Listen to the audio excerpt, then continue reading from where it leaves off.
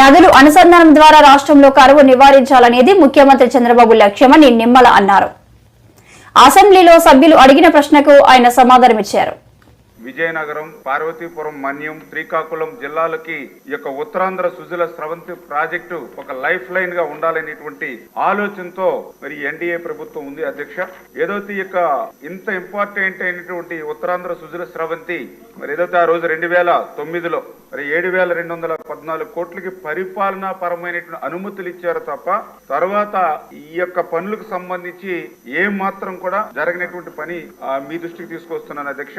అటువంటి సందర్భంలో ఏదైతే 2014లో తెలుగుదేశం ప్రభుత్వం అధికారంలోకి వచ్చిన తర్వాత ఆ రోజు 2017లో ఆ రోజు చంద్రబాబు నాయుడు గారు మరి ఫేజ్ 1 గా ఏదైతే 10 టీఎంసీల నీటిని దగ్గర 1,30,000 ఎకరాలకు సాగునీరు అందించాలనే ఉద్దేశంతో అధ్యక్ష ఈ ఫేజ్ 1 లో మీది కూడా నర్సీపట్నం, అందులో కూడా 40,000 ఎకరాల వరకు కూడా ఇందులో ఉంది. ఈ రకంగా ఆయన ఏదైతే 2,022 కోట్లకు ఆ రోజు టెండర్స్ ని పిలిచడం జరిగింది. ఫేజ్ 1 లో దగ్గర కొంత ఎర్త్ వర్క్, అదేవిధంగా సర్వే మాత్రం జరిగినటువంటి స్థితిలో మళ్ళీ 2019లో ప్రభుత్వం మారడంతో 2019, 2024 5 సంవత్సరాల్లో గత వైఎస్ఆర్సీపీ ప్రభుత్వం ఈ ఫేజ్ 1 కి చేసింది 0 అధ్యక్ష. అదేవిధంగా ఏదైతే 2020లో ఆర్భాటంగా ఫేజ్ 2 అని చెప్పి ఏదైతే 15,028 కోట్లు ఫేజ్ 2 కి, ఫేజ్ 1 కి 2,022 కోట్లు, మొత్తం 17,050 కోట్లు పరిపాలన అనుమతులు అయితే ఇచ్చారు తప్ప 5 సంవత్సరాల్లో 5 రూపాయల పని కూడా గత వైఎస్ఆర్సీపీ ప్రభుత్వం చేయలేనిటువంటి పరిస్థితి రికార్డుల పరంగా కూడా ఉన్నటువంటి పరిస్థితి అధ్యక్ష.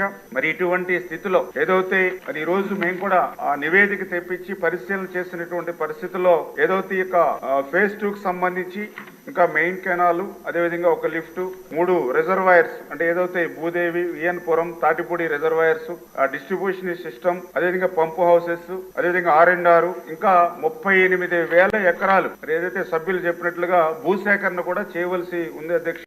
మరి వీటన్నిటినీ కూడా ఈ ప్రభుత్వం మరి ఈ యొక్క ఉత్తరాంధ్ర సుజల స్రవంతి అనేది అత్యంత అవసరమైనటువంటి ప్రాధాన్యత చంద్రబాబు నాయుడు గారికి ఉన్నటువంటి ప్రాజెక్టు కాబట్టి ఖచ్చితంగా ఈ సవాళ్లన్నింటినీ కూడా అధిగమించి ఈ యొక్క పనులు పూర్తి చేయడానికి పనిచేస్తే తెలియజేసుకుంటూ, అదేవిధంగా ఏదైతే సభ్యులు అడిగినటువంటి మరొక క్వశ్చన్ ఏదైతే శారదా నది మీద ఏదైతే బ్యారేజీల నిర్మాణం జరుగుతుందని అన్నారు. ఏదైతే ఈ శారదా నది అనేది అనంతగిరి నుంచి ఎస్రాయం వరకు 125 కిలోమీటర్లు ఏదైతే ఉందో మరి ఇక్కడ గ్రోయిన్స్, చెక్ డ్యామ్స్ అంటే దగ్గర 24 స్కీమ్స్ వరకు కూడా ఈ శారదా నది మీద ఉన్నాయి. ఈ దగ్గర 40,000 ఎకరాల వరకు కూడా ఆయకట్టుకి మరి సాగునీరు అందిస్తూ ఉంది. అయితే దురదృష్టం ఈ యొక్క స్కీమ్స్ అన్ని కూడా గౌరవ సభ్యులు చెప్పినట్లుగా శిథిలా వ్యవస్థలో ఉన్నటువంటి పరిస్థితి వాస్తవం అధ్యక్ష. అందులో కూడా పర్టికులర్ గా 4 స్కీమ్స్ అయితే మొత్తం దెబ్బతిన్నటువంటి పరిస్థితుల్లో 2018లో మనం పునః ప్రారంభించాలనే ఉద్దేశంతో ఆ రోజు తుమ్మపాల గ్రోయిన్ మరి ఆ రోజు 23.86 కోట్లు 2018లో నిధులు మంజూరు చేశాం. మరి తర్వాత దురదృష్టం 2019లో ప్రభుత్వం మారిన తర్వాత ఈ పనులన్నీ కూడా నిలిపివేసినటువంటి పరిస్థితి అధ్యక్ష. మరి అదేవిధంగా ఏదైతే గోకివాడ గెడ్డ రెగ్యులేటర్ ఇట్లా ఏదైతే ఈ 4 స్కీమ్స్ ఏవైతే ఉన్నాయో 19-24లో ఒక్క రూపాయి కూడా పెట్టకుండా ఇచ్చినటువంటి అనుమతులను కూడా రద్దు చేసి జీరో చేసినటువంటి పరిస్థితి అధ్యక్ష. అందుకే ఈ రోజు ఏదైతే ఉత్తరాంధ్ర సుజల స్రవంతి అనేది ఈ యొక్క చంద్రబాబు నాయుడు గారు ఎందుకు చెప్తున్నారంటే నదుల అనుసంధానం అనేది చంద్రబాబు నాయుడు గారి యొక్క ఆశయం. అంటే ఏదైతే గతంలో మన తెలుగు బిడ్డ KL రావు చెప్పేవాడు ఏదైతే ఈ యొక్క గార్లెండింగ్ ఆఫ్ రివర్స్ అని ఏదైతే నదుల అనుసంధానం ఆ రోజు KL రావు గారు చెప్పారు, దాన్ని ఈ రోజు ఆచరించాలి.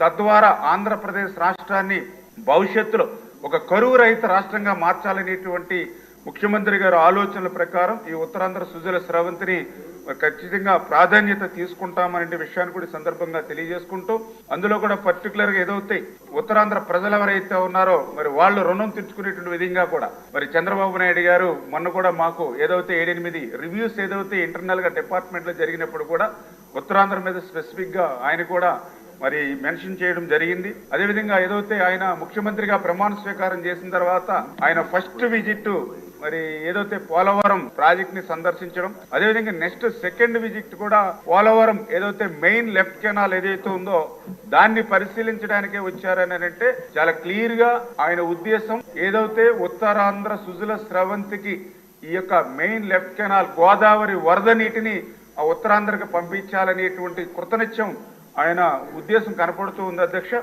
అందుకే ఏదైతే మాకు కూడా ఆల్రెడీ పరిపాలనా పరమైన అనుమతులు కూడా ఆ పోలవరం మెయిన్ లెఫ్ట్ కెనాల్కి సంబంధించి మరి ఆర్థిక పరిస్థితి ఇటువంటి స్థితిలో ఉన్నా కూడా 1600 కోట్ల రూపాయలు ఆయన అనుమతులు ఇచ్చి ఆల్రెడీ టెండర్లు దశ కూడా పూర్తి చేసుకున్నటువంటి పరిస్థితి అధ్యక్ష.